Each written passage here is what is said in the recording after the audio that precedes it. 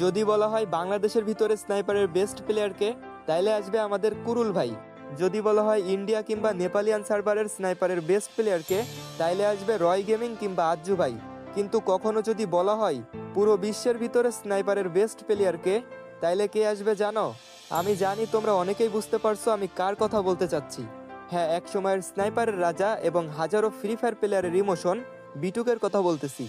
B2K মাত্র 3টা অক্ষরের নাম হলেও এই নামের সাথে মিশে আছে আমাদের ওল্ড ফ্রি ফায়ার, যার গেম প্লে দেখে আমার মতো হাজারো প্লেয়ার স্নাইপার চালানোর সাহস করেছে।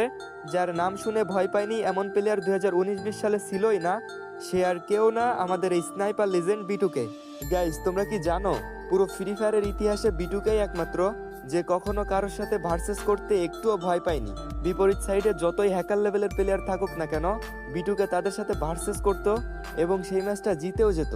2019 সালে তৈরি হওয়া এই স্নাইপার লিজেন্ডকে আমরা 2025 সালে এসেও ভুলতে পারি নাই। হয়তো নতুন নতুন আমরা হাজারো স্নাইপার লিজেন্ডকে পাবো, কিন্তু B2K-র জায়গাটা কেউই কখনো নিতে পারবে না। এই স্নাইপার লিজেন্ড আমাদের মনে আগেও ছিল, এখনও আছে আর ভবিষ্যতেও থাকবে।